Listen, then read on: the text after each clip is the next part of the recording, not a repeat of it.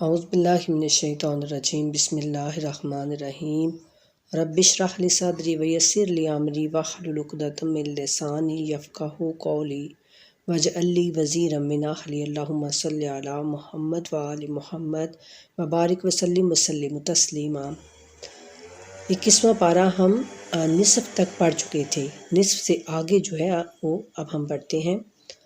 آیت نمبر 15 سے ارشاد باری تعالیٰ ہو رہا ہے کہ بسم اللہ الرحمن الرحیم، اور اگر وہ دونوں تجھ پر دباؤ ڈالیں کہ تو میرے ساتھ کسی ایسے کو شریک قرار دے جس کا تجھے علم نہیں ہے تو ان کی بات نہ ماننا۔ کن کی بات ہو رہی تھی پیچھے؟ کہ والدین کے ساتھ اچھا سلوک کرنا، ان کی بات ماننا، ان کا شکر ادا کرنا۔ تو اب آگے اللہ کہہ رہے ہیں کہ اگر وہ تجھ کو شریک میرا بنانے کے لیے کہیں تو پھر تو نے ان کی بات نہیں ماننی، البتہ دنیا میں ان کے ساتھ اچھا برتاؤ رکھنا، یعنی اگر وہ مشرک بھی ہوں نا تو والدین کے ساتھ اچھا سلوک کرنے کے لیے کہا گیا، اور اس کی راہ کی پیروی کرنا جس نے میری طرف رجوع کیا ہے، یعنی پھر اپنے والدین کی بات نہ ماننا بلکہ اس رستے کی اطاعت کرنا، اس بندے کی پیروی کرنا جس نے میری طرف رجوع کیا ہو۔ پھر تمہاری بازگشت میری طرف ہے، پھر میں تمہیں بتا دوں گا، یعنی تم میرے پاس لوٹ کے آؤ گے پھر تو تمہیں بتا دوں گا کہ تم کیا عمل کرتے رہے ہو۔ اور اے میرے بیٹے، اگر رائی کے دانے کے برابر بھی، اب جناب لقمان پھر اپنے بیٹے کو وصیت کر رہے ہیں، میرے بیٹے اگر رائی کے دانے کے برابر بھی کوئی اچھی یا بری چیز کسی پتھر کے اندر یا آسمانوں میں یا زمین میں ہو تو اللہ اسے یقیناً نکال لائے گا، یعنی کوئی بھی تمہاری بدی یا نیکی وہ پیچھے نہیں رہے گی، اللہ اس کو ضرور سامنے لے کے آئے گا۔ یقیناً اللہ بڑا باریک بین اور خوب باخبر ہے۔ اور اے میرے بیٹے، نماز قائم کرو اور نیکی کا حکم دو اور بدی سے منع کرو۔ سبحان اللہ۔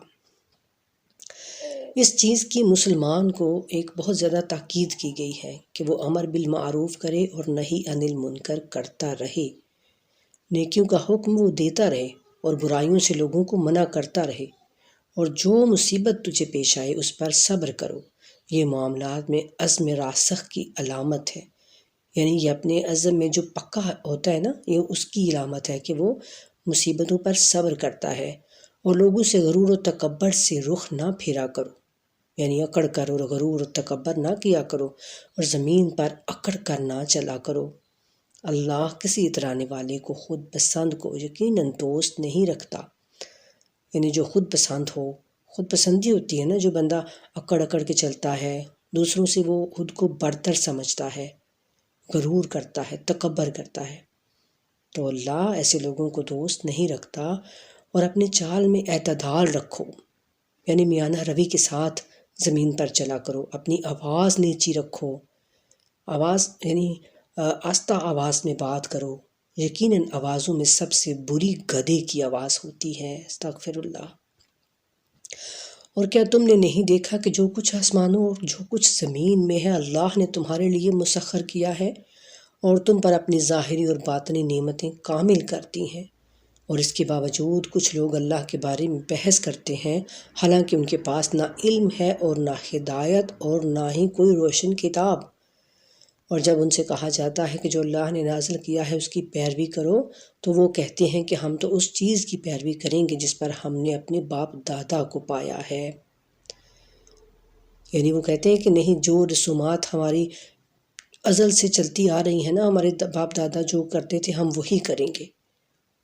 ہوا وہ شیطان ان کے بڑوں کو برکتی آگ کے عذاب کی طرف بلاتا رہا ہو، یعنی چاہے ان کو علم نہ بھی ہو، ان کے بڑوں کو وہ شیطان کے پیچھے چل رہے ہوں، پھر بھی اب اگر ان کے پاس حق آ گیا ہے تو یہ حق کو ماننے کے لیے تیار نہیں ہو رہے، اور کہتے ہیں کہ ہم ان رسومات کو، ہم اپنے باپ دادا کے دین کو نہیں چھوڑیں گے۔ اور جو شخص اپنے آپ کو اللہ کے حوالے کر دے اور وہ نیکوکار بھی ہو تو اس نے مضبوط رسی کو تھام لیا۔ سبحان اللہ۔ اور سب امور کا انجام اللہ ہی کی طرف ہے، اور جو کفر کرتا ہے اس کا کفر آپ کو محزون نہ کرے، یعنی رسول اللہ سے کہا جا رہا ہے کہ آپ غم زدہ نہ ہوں ان لوگوں کے انکار کرنے پر، انہیں پلٹ کر ہماری طرف آنا ہے، پھر ہم انہیں بتائیں گے کہ وہ کیا کرتے رہے ہیں۔ یقیناً اللہ ہر وہ بات خوب جانتا ہے جو ان کے سینوں میں ہے، یعنی جو زبانوں سے کہتے ہیں اور جو ان کے دلوں کے اندر ہے نا، اللہ اس کو بھی خوب جانتا ہے۔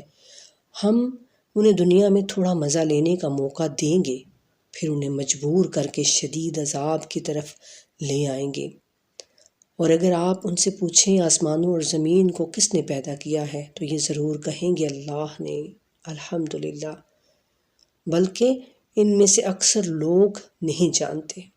یعنی اللہ کہتے ہیں کہ ان کو پتہ ہے، اور یہ مشرکین کہتے تھے کہ اللہ ہے، اللہ ہی نے سب کو پیدا کیا ہے، ہر چیز کو اللہ نے پیدا کیا ہے، لیکن پھر بھی انہوں نے بت بنا رکھے تھے کہ یہ بارش کا بت ہے، یہ اولاد کا بت ہے، یہ رزق کا بت ہے، اور اس طرح سے انہوں نے وہ بت بنا کے رکھے ہوئے تھے کہ یہ اللہ کے یعنی نزدیک جو ہے وہ ہماری شفاعت کریں گے، اور سب سے بڑا کون ہے؟ اللہ ہے۔ یہ اس چیز کو وہ جانتے تھے، لیکن پھر بھی بتوں کے آگے سجدے ٹیکتے تھے۔ اور جو کچھ آسمانوں اور زمین میں ہے اللہ کی ملکیت ہے، وہ اللہ یقیناً بے نیاز لائق حمد ہے۔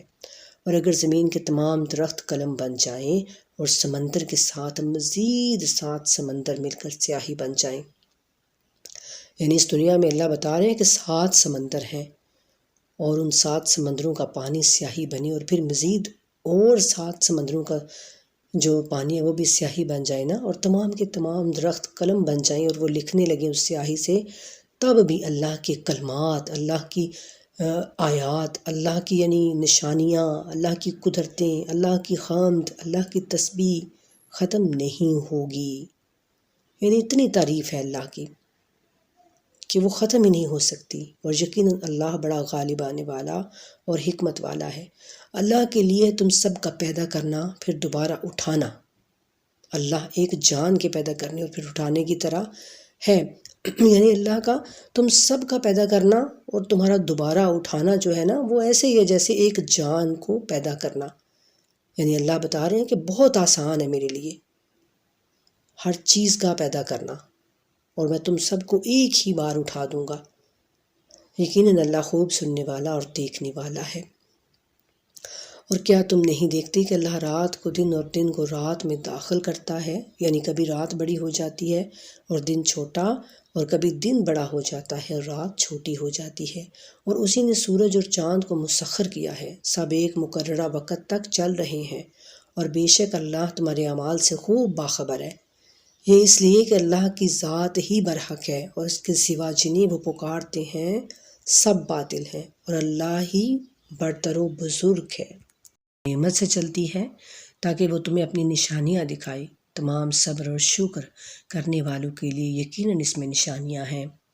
اور جب ان پر سمندر کی موج صاحباں کی طرح چھا جاتی ہے تو وہ عقیدے کو اسی کے لیے خالص کر کے اللہ کو پکارتے ہیں، پھر جب وہ انہیں نجات دے کر خوشی پر پہنچا دیتا ہے تو پھر ان میں سے کچھ اعتدال پر قائم رہتے ہیں، اور ہماری نشانیوں کا وہی انکار کرتا ہے جو بدعہد ناشکرا ہے۔ اور اے لوگو، اپنے رب کے غضب سے بچو اور اس دن کا خوف کرو جس دن نہ باپ اپنے بیٹے کے اور نہ بیٹا اپنے باپ کے کچھ کام آئے گا۔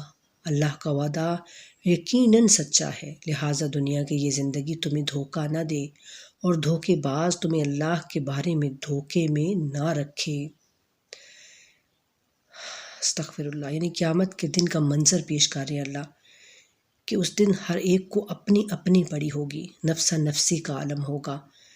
کوئی باپ اپنے بیٹے کے لیے فکر مند نہیں ہوگا کہ اپنے بیٹے کو بچا لے، بلکہ اسے اپنی جان کی پڑی ہوگی۔ کوئی بیٹا یہ نہیں سوچے گا کہ اس کا باپ بوڑھا ہے، کمزور ہے، تو وہ اس کے کوئی کام کر دے، کوئی مدد کر دے اس کی، نہیں۔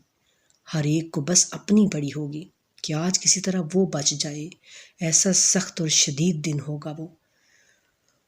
اور اللہ کہتے ہیں کہ قیامت کا علم یقیناً اللہ ہی کے پاس ہے، اور وہی بارش برساتا ہے اور وہی جانتا ہے جو کچھ رحموں میں ہے، اور کوئی شخص نہیں جانتا کہ وہ کل کیا کمانے والا ہے۔ یعنی اللہ کہتے ہیں کہ کوئی بھی نہیں جانتا کہ وہ کل کو کیا عمل کرنے والا ہے، اچھا یا برا، اس کی قسمت کیسی ہے، یہ صرف اور صرف اللہ سبحانہ تعالیٰ ہی جانتے ہیں۔ اور نہ کوئی یہ جانتا ہے کہ کس سرزمین میں اسے موت آئے گی۔ بے شک ہم میں سے کوئی بھی نہیں جانتا کہ ہماری موت کا وقت کب ہے، وہ زمین کون سی ہوگی، وہ جگہ کون سی ہوگی، کوئی نہیں جانتا۔ بڑے سے بڑا ڈاکٹر بھی یہ ریسرچ نہیں کر سکتا، سائنسدان کوئی بھی نہیں جان سکتا۔ تو اللہ جو بات کرتے ہیں نا، اس میں دیکھیے کتنی حکمت اور دانائی بھری ہوتی ہے، اور یقیناً اللہ خوب جاننے والا اور بڑا باخبر ہے۔ الحمدللہ سورہ لقمان مکمل ہوا۔ آگے ہے سورہ سجدہ، یہ بھی مکی سورہ ہے۔ بنام خدائے رحمان الرحیم، الف لام میم۔ ایسی کتاب کا نازل کرنا جس میں شبے کی کوئی گنجائش نہیں ہے، رب العالمین کی طرف سے ہی ممکن ہے۔ سبحان اللہ۔ یعنی اللہ کہتے ہیں یہ قرآن کتاب جو میں نے نازل کی ہے نا، اس میں کوئی شک نہیں ہے، کوئی کمی نہیں ہے، کوئی کجی نہیں ہے، تو رب العالمین کی طرف سے ہی ممکن ہے ایسا کام کرنا، اور کوئی ایسا کام نہیں کر سکتا۔ کیا یہ لوگ کہتے ہیں کہ اس رسول نے خود اسے گھڑ لیا ہے؟ نہیں، بلکہ یہ آپ کے رب کی طرف سے برحق ہے، تاکہ آپ ایسی قوم کو تنبیہ کریں جس کے پاس آپ سے پہلے کوئی تنبیہ کرنے والا نہیں آیا، شاید کہ وہ اس سے ہدایت حاصل کر لے۔ اللہ وہ ہے جس نے آسمانوں اور زمین اور جو کچھ ان دونوں کے درمیان ہے سب کو 6 دنوں میں پیدا کیا، 6 دنوں میں۔ سبحان اللہ۔ اب یہ 6 دن کون سے ہیں، کتنے ہیں، یہ سب اللہ سبحانہ تعالیٰ ہی جانتے ہیں۔ پھر عرش پر مطمئن ہو گیا، یعنی عرش پر برجمان ہو گیا، اس کے سوا تمہارا نہ کوئی کارساز ہے اور نہ شفاعت کرنے والا، کیا تم نصیحت نہیں لیتے؟ اللہ اکبر۔ اللہ کہتے ہیں کہ اس نے ہر چیز کو یعنی خود پیدا کیا، اپنی عرش کو بھی، ہر چیز کو، اور اس کے سوا تمہارا کوئی مددگار نہیں ہے، نہ ہی کوئی شفاعت کرنے والا ہے۔ شفاعت کس کی نہیں ہوگی؟ جو اللہ کا کفر کرے گا، جو اللہ کی آیات کا انکار کرے گا، اور جو مومن ہوگا نا، اس کی اللہ کہتے ہیں کہ شفاعت ہوگی۔ شفاعت کرنے والے کون ہوں گے؟ ان کو اجازت بھی اللہ دے گا، اور جس کی وہ شفاعت کریں گے اس کی بھی اجازت اللہ سبحانہ و تعالیٰ دیں گے کہ ہاں اس کی شفاعت تم کر سکتے ہو۔ وہ آسمان سے زمین تک امور کی تدبیر کرتا ہے، پھر یہ امر ایک ایسے دن میں اللہ کی بارگاہ میں اوپر کی طرف جاتا ہے جس کی مقدار تمہارے شمار کے مطابق 1000 سال ہے۔ یعنی روایات میں یہ آتا ہے کہ قیامت کا جو ایک دن ہے وہ اس دنیا کے 1000 سال کے برابر ہوگا، اور وہی ہے جو غیب و شہود کا جاننے والا ہے۔ یعنی جو چیز غیب ہے اور جو چیز سامنے ہے وہ ہر چیز کا جاننے والا ہے، جو بڑا غالب آنے والا اور رحیم ہے، جس نے ہر چیز کو جو اس نے بنائی بہترین بنایا، اور انسان کی تخلیق مٹی سے شروع کی، پھر اس کی نسل کو حقیر پانی کے نچوڑ سے پیدا کیا، پھر اسے معتدل بنایا اور اس میں اپنے روح میں سے پھونک دیا، اور تمہارے لیے کان، آنکھیں اور دل بنائے، تم لوگ بہت کم شکر کرتے ہو۔ اللہ اکبر۔ یعنی اللہ تعالیٰ اپنی نعمتیں انسان کو یاد کروا کے تو پھر اللہ خود ہی کہہ رہے ہیں کہ تم لوگ جو ہے نا بہت ہی کم اللہ کا شکر ادا کرتے ہو۔ یعنی یہ ساری نعمتیں ایسی ہیں کہ تمہیں میرا شکر جو ہے وہ ہر وقت کرتے رہنا چاہیے۔ اور وہ کہتے ہیں کہ جب ہم زمین میں ناپید ہو جائیں گے تو کیا ہم نئی ہلکت میں آئیں گے؟ یعنی مشرکین مکہ یہی کہتے تھے نا کہ جب ہم ہڈیاں اور گل سڑ جائیں گے، بالکل یعنی ختم ہو جائیں گے، فنا ہو جائیں گے، تو پھر ان کے لیے ایک مذاق تھا یہ بات کہ قیامت میں اللہ سب کو اکٹھا کرے گا۔ تو وہ کہتے تھے تو کیا ہم نئی ہلکت میں پھر آئیں گے یعنی دوبارہ؟ تو بلکہ یہ لوگ تو اب اپنے رب کے حضور جانے کے منکر ہیں۔ اللہ کہتے ہیں کہ یہ لوگ اللہ کے حضور میں پیش ہونے کے منکر ہیں، انکار کرتے ہیں اس چیز سے۔ تو کہہ دیجئے کہ موت کا فرشتہ جو تم پر مقرر کیا گیا ہے تمہیں اور تمہاری روحیں قبض کرتا ہے، پھر تم اپنے رب کی طرف پلٹائے جاؤ گے۔ مشرک لوگ اسی لیے آج بھی وہ اپنے جو میت ہوتی ہے اس کو وہ جلا دیتے ہیں کہ بس جب ہم نے اس کو جلا دیا تو اب اس کے گناہ ثواب سب ختم ہو گئے، اور اب یہ کبھی دوبارہ نہیں اٹھ سکتا اور نہ ہی کوئی اس کا حساب و کتاب ہوگا۔ استغفر اللہ، ان کا عقیدہ یہ ہے، لیکن وہ یہ نہیں جانتے کہ جس نے سب سے پہلے پہل پیدا کیا انسان کو، جب وہ کچھ بھی نہیں تھا، تو پھر دوبارہ پیدا کرنا کیا اس کی قدرت سے باہر ہے؟ اور اللہ کہتے ہیں، اور کاش آپ وہ دیکھ لیتے جب کافر اپنے رب کے سامنے سر جھکائے ہوئے ہوں گے اور کہہ رہے ہوں گے، ہمارے رب ہم نے دیکھ لیا اور سن لیا۔ استغفر اللہ۔ یعنی قیامت کے دن جب ان پر وہ عذاب سامنے آ جائے گا نا، ان کا سارا جہنم ان کے سامنے ہوگی، تو پھر وہ اس بات کا اقرار کریں گی کہ اللہ اب ہم نے دیکھ لیا اور ہم سن لیا، ہم نے یعنی اب ہم ایمان لے آئے، ہمیں ایک بار دنیا میں واپس بھیج تاکہ ہم نیک عمل بجا لائیں، کیونکہ ہمیں یقین آ گیا ہے۔ اور اگر ہم چاہتے تو ہر شخص کو اس کی ہدایت دے دیتے، لیکن میری طرف سے فیصلہ حتم ہی ہو چکا ہے کہ میں دوزخ کو جنوں اور انسانوں سے ضرور بھر دوں گا۔ استغفر اللہ۔ اب اس آیت کا کیا مطلب بنتا ہے کہ یعنی اللہ سبحانہ تعالیٰ خود یہ چاہتے ہیں کہ انسان جو ہے وہ مشرک ہو، شرک کرے، اور پھر اللہ سبحانہ تعالیٰ اس کو دوزخ میں ڈال دیں؟ نہیں، اللہ کہتے ہیں کہ میں اگر چاہتا تو میں سب کو، جیسے اللہ نے فرشتے بنائے ہیں کہ وہ اللہ کی نافرمانی نہیں کرتے، وہ اللہ کے حکم کے آگے سربا سجود ہیں، وہ کبھی بھی اللہ کے حکم سے جو ہے وہ اعتراض نہیں کرتے کہ ہم یہ نہیں کریں گے جیسے انسان کر رہا ہے آج۔ تو اللہ کہتے ہیں کہ میں ایسے ہی انسانوں کو بھی پیدا کر دیتا کہ وہ سب کے سب جو ہے وہ ہدایت لے آتے، لیکن میں دیکھنا چاہتا ہوں کہ کون مجھ سے محبت کر کے میری طرف آتا ہے، اپنے شعور کے ساتھ مجھے پا کے، تو پھر وہ مجھ پر ایمان لے کے آتا ہے۔ یہ دیکھنا چاہتے ہیں اللہ سبحانہ تعالیٰ۔ تو اس لیے اللہ نے انسان کو باشعور بنایا ہے، عقل دی ہے اس کو سوچنے کی صلاحیت دی ہے کہ وہ اپنے لیے اچھا اور برا راستہ خود منتخب کرے، اور پھر اس کو وہ دونوں راستے بھی اللہ سبحانہ تعالیٰ نے دکھا دیے ہیں کہ دیکھو یہ راستہ جنت کو جائے گا اور یہ راستہ جہنم کو جائے گا۔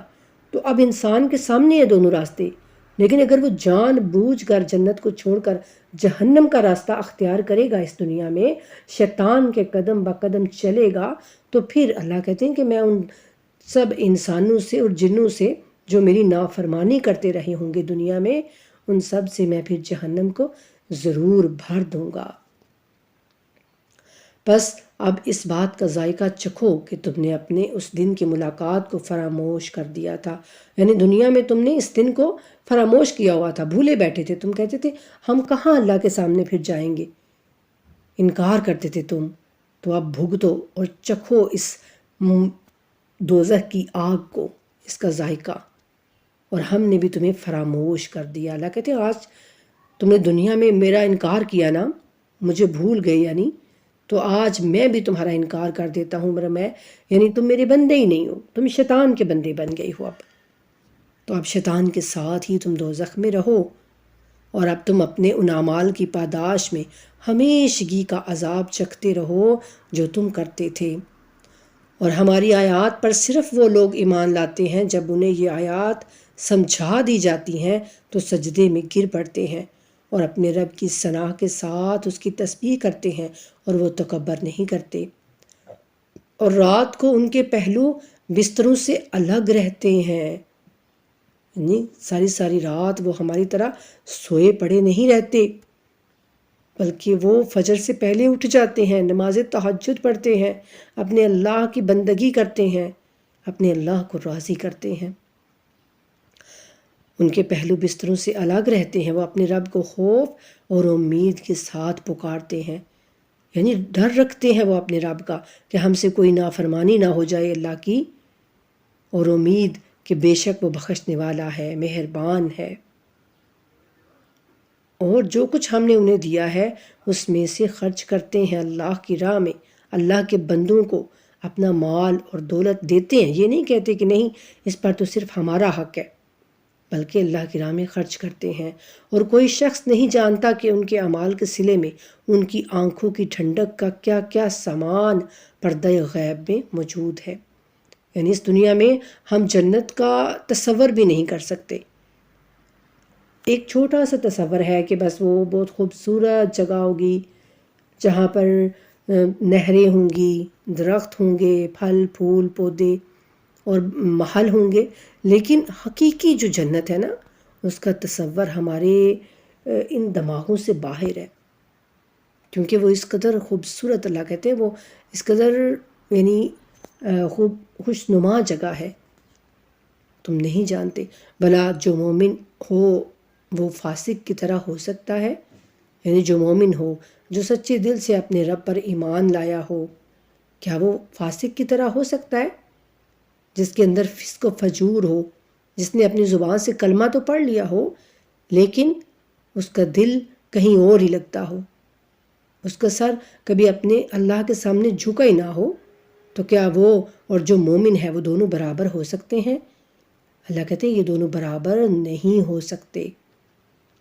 مگر جو ایمان لائے اور نیک عمل کرتے رہے ان کے لیے جنتوں کی قیام گاہیں ہیں، وہ جنتوں میں ہمیشہ قیام کریں گے، رہیں گے. یہ ضیافت ان اعمال کا صلہ ہے جو وہ انجام دیا کرتے تھے. ضیافت کہتے ہیں مہمان نوازی کرنے کو. تو اللہ کہتے ہیں یہ میری طرف سے ان کی مہمان نوازی ہوگی ان اعمال پر جو وہ دنیا میں انجام دیا کرتے تھے. لیکن جنہوں نے نافرمانی کی ان کی جائے بازگشت آتش ہے. استغفر اللہ. جہنم، آگ ان کی جگہ ہوگی. جب بھی وہ اس سے نکلنا چاہیں گے اس میں لٹا دیے جائیں گے اور ان سے کہا جائے گا کہ اس آتش کا عذاب چکھو جس کی تم جھٹلایا کرتے تھے، یعنی تکذیب کرتے تھے تم دنیا میں، اسی عذاب کو جھٹلاتے تھے نا، تو اب اس کا مزہ چکھو اور ہم انہیں بڑے عذاب کے علاوہ کمتر عذاب کا ذائقہ بھی ضرور چکھائیں گے، شاید وہ باز آ جائیں.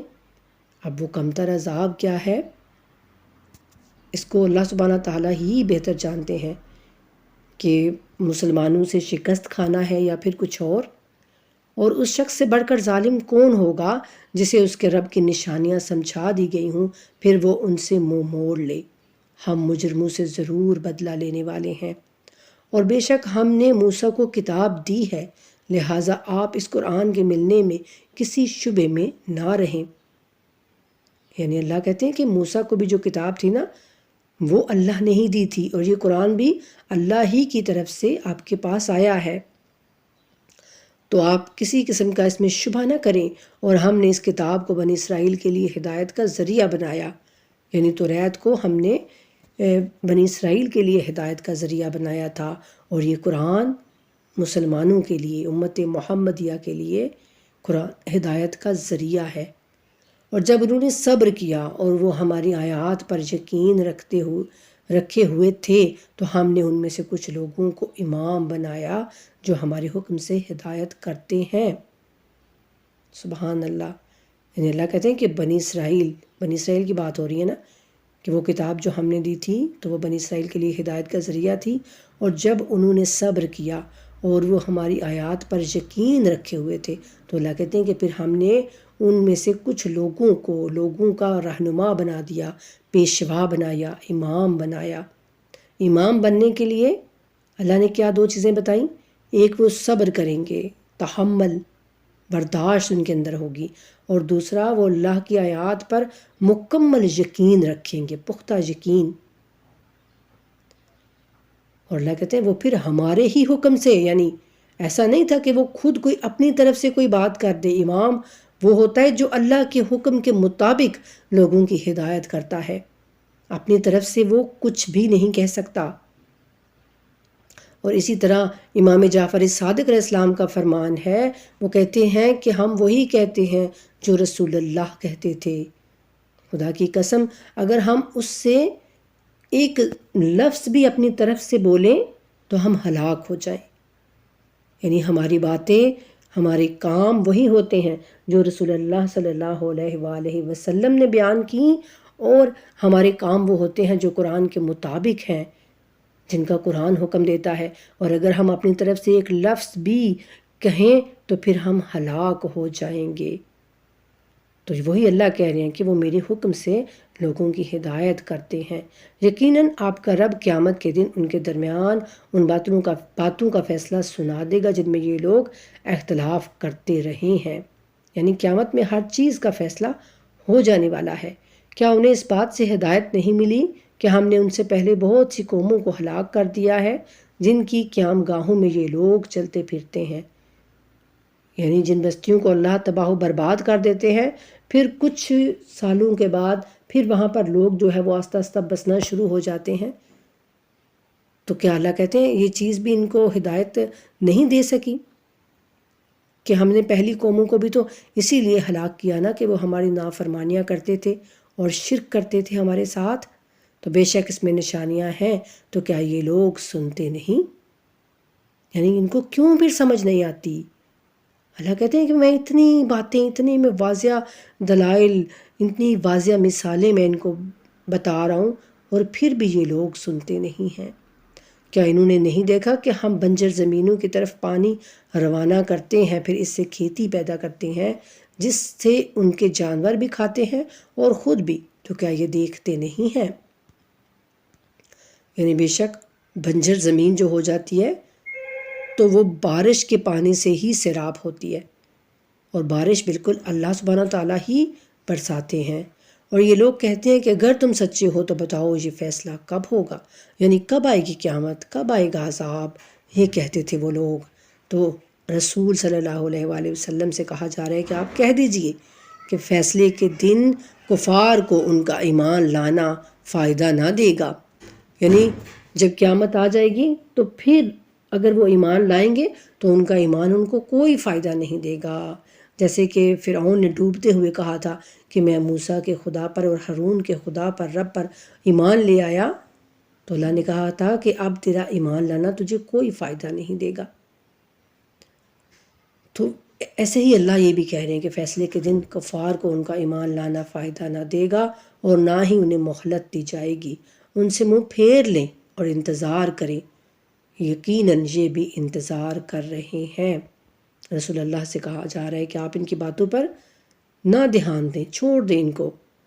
یہ جو عذاب کی جلدی مچا رہے ہیں تو آپ ان سے اپنا منہ پھیر لیں اور انتظار کریں، اور وہ بھی انتظار کر رہے ہیں۔ الحمدللہ سورہ سجدہ مکمل ہوئی ہماری سورہ۔ اب آگے ہے سورہ مبارکہ الاحزاب۔ بنام خدائے رحمان و رحیم۔ اے نبی اللہ سے ڈریں اور کفار اور منافقین کی اطاعت نہ کریں۔ اللہ یقیناً بڑا جاننے والا اور حکمت والا ہے۔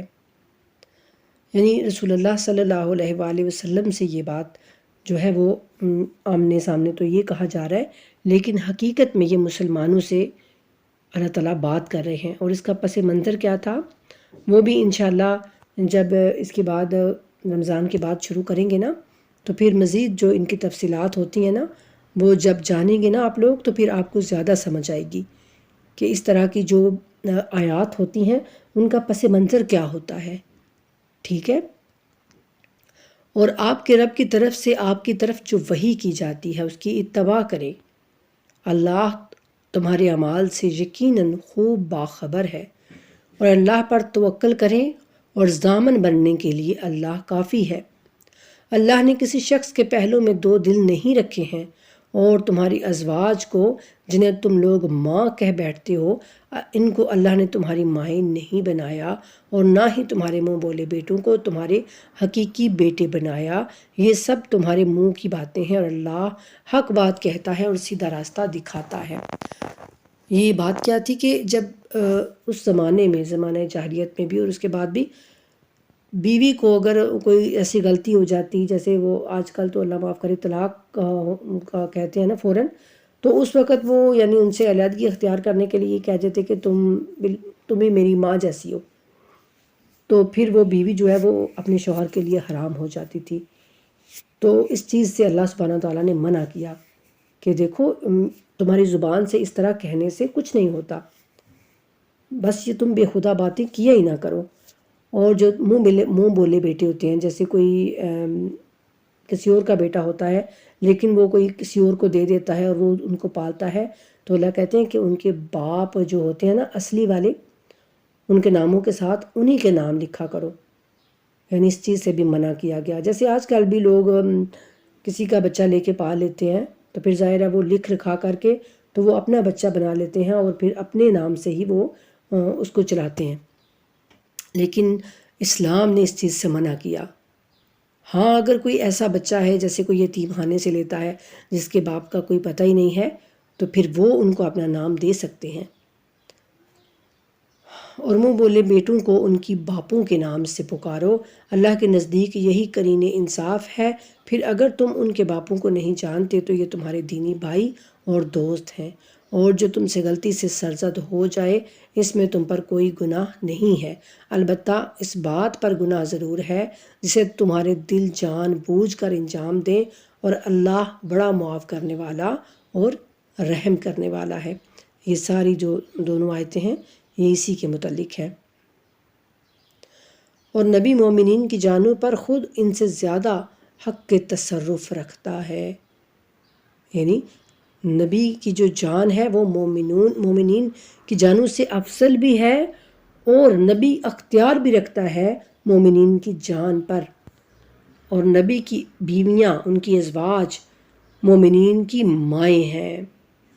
یہاں پر اب اللہ نے یہ چیز بھی حرام کر دی کہ نبی رسول اللہ صلی اللہ علیہ وآلہ وسلم کے اس دنیا سے رخصت ہونے کے بعد بھی ان کی بیویاں کسی دوسرے سے یعنی شادی وہ نہیں کریں گی، کیونکہ اللہ نے ان کو مومنین کی مائیں کہہ دیا۔ اور کتاب اللہ کی روح سے رشتہ دار آپس میں مومنین اور مہاجرین سے زیادہ حقدار ہیں، اور اللہ کی کتاب سے یعنی جو قریبی رشتہ دار ہیں نا وہ مومنین اور مہاجرین سے زیادہ حقدار رکھتے ہیں، یعنی پہلے رسول اللہ نے مومنین اور جو مہاجر اور انصار تھے ان دونوں کو آپس میں جو ہے وہ بائی بائی بنایا تھا نا، تو جہاں پہ یہ کہا گیا کہ یعنی جو حقیقی رشتہ داریاں ہیں نا ان میں جائیداد جو ہے وہ تقسیم ہوگی، مگر یہ کہ تم اپنے دوستوں پر احسان کرنا چاہو تو یہ حکم کتاب میں لکھا ہوا ہے۔ اور یاد کرو جب ہم نے انبیاء سے عہد لیا، اور آپ سے بھی، اور نوح سے بھی، اور ابراہیم، موسیٰ اور عیسیٰ ابن مریم سے بھی، اور ان سب سے ہم نے پکا وعدہ لیا، پختہ عہد، تاکہ سچ کہنے والوں سے ان کی سچائی کے بارے میں دریافت کرے، اور کفار کے لیے اس نے دردناک عذاب تیار کر رکھا ہے۔ اے ایمان والو، اللہ کی وہ نعمت یاد کرو جو اس نے تم پر کی، جب لشکر تم پر چڑھ آئے تو ہم نے ان پر آندھی بھیجی اور تمہیں نظر نہ آنے والے لشکر بھیجے، اور جو کچھ تم کر رہے تھے اللہ اسے خوب دیکھ رہا تھا۔ یہ جنگ کی بات ہو رہی ہے، جب وہ تمہارے اوپر اور نیچے سے تم پر چڑھ آئے، یعنی کافر اور مشرک جو ہے وہ ہر طرف سے تم پر چڑھ آئے، اور جب آنکھیں پتھرا گئیں، یعنی خوف کے مارے تمہاری آنکھیں پھٹی کی پھٹی رہ گئیں، اور مارے دہشت کے دل کلیچے یعنی تمہارے منہ کو آنے لگے، اور تم لوگ اللہ کے بارے میں طرح طرح کے گمان کرنے لگے۔ اس وقت مومنین خوب آزمائے گئے اور انہیں پوری شدت سے ہلا کر رکھ دیا گیا، اور جب منافقین اور دلوں میں بیماری رکھنے والے کہہ رہے تھے کہ اللہ اور اس کے رسول نے ہم سے جو وعدہ کیا تھا وہ فریب کے سوا کچھ نہ تھا، استغفر اللہ، اور جب ان میں سے ایک گروہ کہنے لگا اے یثرب والو تمہارے لیے یہاں ٹھہرنے کی کوئی گنجائش نہیں ہے، بس لوٹ جاؤ، ان میں سے ایک گروہ نبی سے اجازت طلب کر رہا تھا یہ کہتے ہوئے ہمارے گھر کھلے پڑے ہیں، حالانکہ وہ کھلے نہیں تھے، وہ صرف بھاگنا چاہتے تھے، اور اگر دشمن ان پر شہر کے اطراف سے گھس آتے پھر انہیں اس فتنے کی طرف دعوت دی جاتی تو وہ اس میں پڑ جاتے اور اس میں صرف تھوڑا ہی توقف کرتے، حالانکہ پہلے یہ لوگ اللہ سے عہد کر چکے تھے کہ پیٹھ نہیں پھیریں گے، اور اللہ کے ساتھ ہونے والے عہد کے بارے میں ضرور باز پرس ہوگی، یعنی پوچھا جائے گا۔ کہہ دیجئے اگر تم لوگ موت یا قتل سے فرار چاہتے ہو تو یہ فرار تمہیں فائدہ نہ دے گا، اور زندگی کی لذت کم ہی حاصل کر سکو گے، یعنی موت تو پھر بھی آنی ہی ہے نا، تو کہہ دیجئے کہ اللہ سے تمہیں کون بچا سکتا ہے، اگر وہ تمہیں نقصان پہنچانا چاہے یا تم پر رحم کرنا چاہے تو کون روک سکتا ہے، اور یہ لوگ اللہ کے سوا کسی کو ولی پائیں گے اور نہ ہی مددگار۔ اللہ تم میں سے رکاوٹیں ڈالنے والوں کو خوب جانتا ہے، اور ان کو جو اپنے بھائیوں سے کہتے ہیں کہ ہماری طرف آؤ، اور جو جنگ میں کبھی کبھار ہی شرکت کرتے ہیں۔ تم سے دریغ رکھتے ہیں، چنانچہ جب خوف کا وقت آ جائے تو آپ انہیں دیکھیں گے کہ وہ آنکھیں پھیرتے ہوئے ایسے آپ کی طرف دیکھ رہے ہیں جیسے کسی مرنے والے پر غشی طاری ہو رہی ہو۔ پھر جب خوف ٹل جاتا ہے تو وہ مفاد کی حرص میں چرب زبانی کے ساتھ تم پر بڑھ چڑھ کر بولیں گے۔ یہ لوگ ایمان نہیں لائے، اس لیے اللہ نے ان کے اعمال حبط کر لیے، یعنی اللہ نے ان کے معنوں کو ختم کر دیا، بالکل جیسے کبھی انہوں نے کوئی اعمال کیے ہی نہیں تھے۔ اور یہ اللہ کے لیے بہت آسان ہے، یعنی جو منافقین ہیں نا، تو اللہ کہتے ہیں کہ ان کے اعمال ختم ہو چکے ہیں، اور یہ خیال کر رہے ہیں کہ ابھی فوجیں گئی نہیں ہیں، اور اگر وہ پھر حملہ کریں تو یہ آرزو کریں گے کہ کاش صحرا میں دیہاتوں میں جا بسیں اور تمہاری خبریں پوچھتے رہیں، اگر وہ تمہارے درمیان ہوتے تو لڑائی میں کم ہی حصہ لیتے۔ بے شک تمہارے لیے اللہ کے رسول میں بہترین نمونہ ہے، ہر اس شخص کے لیے جو اللہ اور روز آخرت کی امید رکھتا ہو اور کثرت سے اللہ کا ذکر کرتا ہو۔ اور جب مومنوں نے لشکر دیکھے تو کہنے لگے، یہ وہی ہے جس کا اللہ اور اس کے رسول نے ہم سے وعدہ کیا تھا، اور اللہ اور اس کے رسول نے سچ کہا تھا، اور اس واقعے نے ان کے ایمان اور تسلیم میں مزید اضافہ کر دیا۔ مومنین میں ایسے لوگ موجود ہیں جنہوں نے اللہ سے کیے ہوئے عہد کو سچا کر دکھایا۔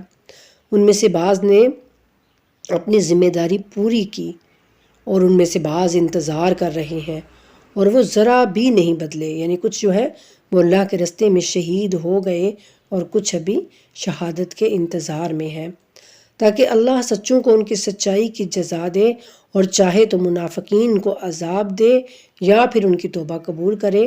اللہ یقیناً بڑا معاف کرنے والا رحیم ہے۔ اللہ نے کفار کو اس حال میں پھیر دیا کہ وہ غصے میں جل رہے تھے، وہ کوئی فائدہ بھی حاصل نہ کر سکے۔ لڑائی میں مومنین کے لیے اللہ ہی کافی ہے، اور اللہ بڑا طاقت والا اور غالب آنے والا ہے۔ اور اہل کتاب میں سے جن لوگوں نے ان حملہ آوروں کا ساتھ دیا، اللہ نے انہیں ان کے قلعوں سے اتار دیا، اور ان کے دلوں میں تمہارا رعب ڈال دیا کہ تم ان میں سے ایک گروہ کو قتل کرنے لگے، اور ایک گروہ کو تم نے قیدی بنا لیا۔ اور اس نے تمہیں ان کی سرزمین اور ان کے گھروں اور ان کے اموال اور ان کی ان زمینوں کا جن پر تم نے قدم بھی نہیں رکھا وارث بنا دیا، اور اللہ ہر چیز پر خوب قدرت رکھتا ہے۔ اور اے نبی، اپنی ازواج سے کہہ دیجئے، اگر تم دنیاوی زندگی اور اس کی آسائش کی ہوا ہو، یعنی طالب ہو، تو آؤ میں تمہیں کچھ مال دے کر شائستہ طریقے سے رخصت کر دوں۔ یعنی یہ نبی کی بیویوں سے کہا جا رہا ہے کہ اگر تم دنیا کی زندگی اور اس کی مال اور متاع چاہتی ہو نا، تو پھر آؤ میں آپ کو کچھ مال دے کے تو یعنی مجھ سے علیحدہ ہو جاؤ آپ، نبی پاک صلی اللہ علیہ وآلہ وسلم سے کہا جا رہا ہے۔ لیکن اگر تم اللہ اور اس کے رسول اور منزل آخرت کی ہوا ہو تو تم میں سے جو نیکی کرنے والی ہیں ان کے لیے اللہ نے یقیناً اجر عظیم مہیا کر رکھا ہے۔ اے نبی کی بیویوں، تم میں سے جو کوئی صریح بے حیائی کی مرتکب ہو جائے اسے دگنا عذاب دیا جائے گا، اور یہ بات اللہ کے لیے آسان ہے۔ یعنی اللہ سبحانہ تعالیٰ کہہ رہے ہیں کہ تم جو ہو وہ رسول اللہ کی بیویاں ہو، تمہاری اس طرح سے ایک قدر اور منزلت بھی ہے، لیکن اگر تم دنیا کا مال چاہتی ہو تو ٹھیک ہے، دنیا کا مال لے کے تو میرے رسول سے علیحدہ ہو جاؤ، لیکن اگر تم آخرت کا گھر چاہتی ہو تو پھر جو تم میں سے نیکی کرے گا تو وہ ضرور اس کا اجر پائے گا۔ وَمَا عَلَيْنَا إِلَّا الْبَلَاغُ الْمُبِينُ۔ الحمدللہ ہمارا 21واں پارہ جو ہے وہ مکمل ہو گیا۔ اللہ سبحانہ تعالیٰ سے دعا ہے کہ وہ ہمیں ان آیات کو پڑھنے کی اور ان کو سمجھنے کی اور ان پر عمل پیرا ہونے کی توفیق عطا فرمائے۔ اللہم صلی علی محمد وآل محمد وعجل فرجهم وفرجنا بهم برحمتك یا ارحم الراحمین، آمین ثم آمین یا رب العالمین۔